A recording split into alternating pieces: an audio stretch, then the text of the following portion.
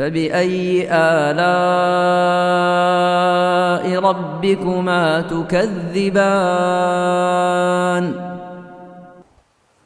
Ma ru'ya syaitan. Syaitan tidak terlihat. Ini tabi'in langsung meriwayatkan hadits. Nah, ini disebut dengan hadits mursal.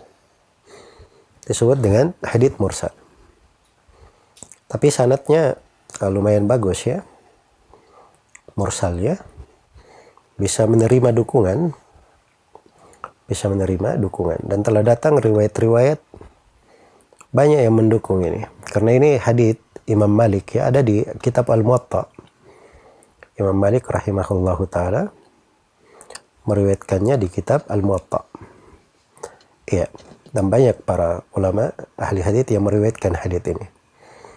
Tapi ini mursal karena Talha bin Ubaidillah tabi'in, walaupun dia thiqah, dia langsung meriwayatkan hadits ya marfu, menunjukkan bahwa dia tidak mendengar dari Nabi sallallahu alaihi wasallam. Tidak disebutkan nama sahabatnya. Tapi dari sudut riwayat dia bagus, karena walaupun mursal dia bagus dan bisa menerima dukungan.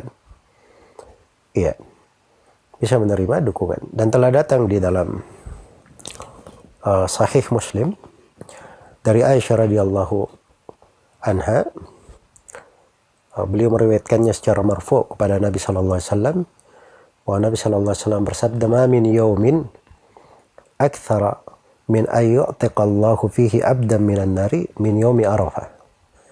Tidak ada satu hari pun yang Allah Subhanahu wa taala lebih banyak membebaskan hamba dari api neraka melebihi hari Arafah. Wa innahu la yadnu, bahwa Allah mendekat kepada hamba-hambanya. Dan ini penjelasan dari sifat ya, perbuatan Allah.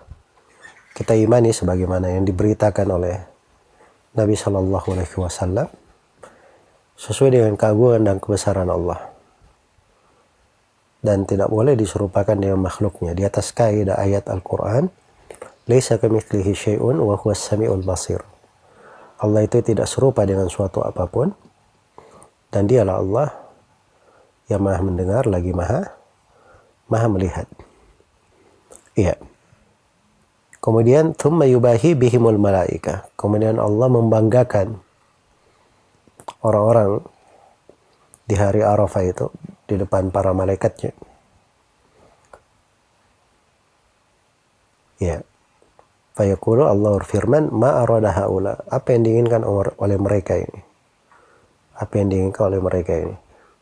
Maksudnya itu menunjukkan bagaimana pengagungan Allah terhadap orang-orang yang berada di Arafah, memohon kepada Allah, dan itu dari sebab mereka dibebaskan dari api neraka. Dan ini makna mendukung riwayat yang kita baca sekarang ini.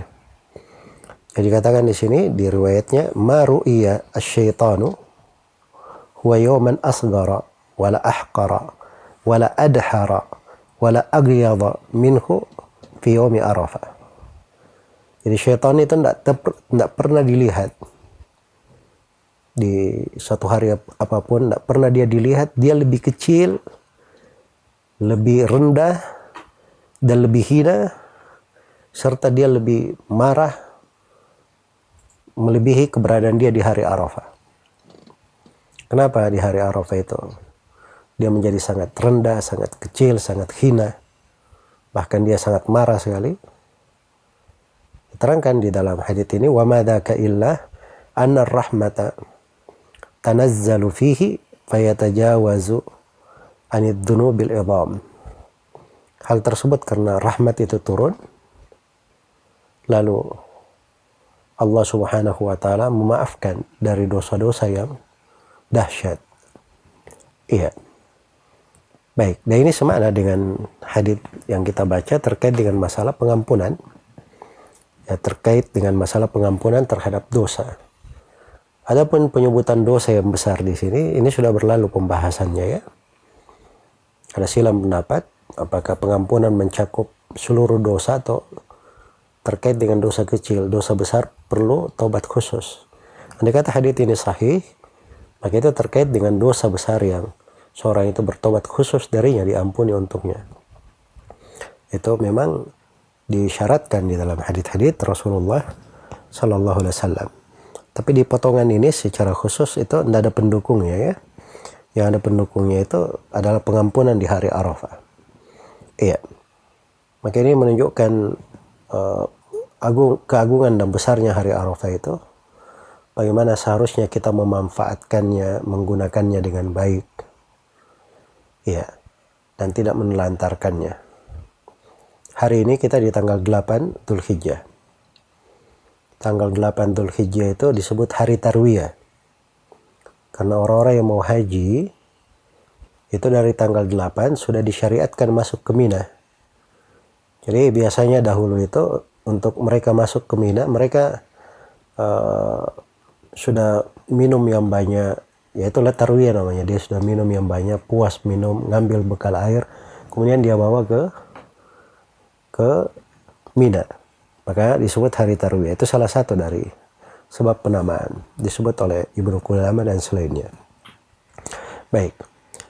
Jadi itu hari ini tanggal 8 hari Tarwiyah. Dan besok itu adalah hari Arafah. Maka untuk kedatangan hari esok ini, kita perlu menyambutnya dengan membaca hadits-hadits tentang keutamaannya, keagungannya. Dan telah kita baca riwayat-riwayat tentang hal tersebut. Dan ini sangat berharga sekali sebagai motivasi. Ya, bagaimana hari Arafah itu tempat yang disyariatkan berpuasa secara khusus oleh Nabi. Disebutkan keutamaan khusus lagi, mengampuni dosa-dosa yang telah lalu dan akan datang. Ya, dalam sebagian riwayat 2 tahun. Iya. Selama 2 tahun-tahun ini dan tahun berikutnya. Dan di sini disebutkan tentang pengampunan dosa. Nah, hari Arafah juga dari kekhususannya itu adalah tempat yang paling baik berdoa. Khairud doa yaumi Arafah. Sebaik-baik doa adalah doa di hari Arafah. Ya, wa khairu ma qultu ana wan nabiyuna min qabli, sebaik-baik yang apa yang saya dan para nabi sebelumku mengucapkan adalah la ilaha illallah wahdahu la syarikalah, lahul mulku wa lahul hamdu wa ala kulli syai'in qadir. Itu kalimat dzikir yang takbir, dzikir yang paling bagus diucapkan. Diperbanyak. Diucapkan di hari Arafah. Di hari Arafah. Maka itu kebaikan-kebaikan yang banyak dan berlimpah. Ya, hendaknya kita manfaatkan dengan baik di hari Arafah tersebut. Jadi jangan diluputkan dari memperbanyak doa, bermunajat kepada Allah, berzikir. Ya. Nah, itu sebagian para ulama itu kalau sudah menghadapi hari-hari yang mulia, itu mereka tidak bekerja. Mereka kadang mengambil libur untuk dirinya supaya bisa penuh di dalam beribadah, memanfaatkan waktu. Memanfaatkan waktu sebaik mungkin.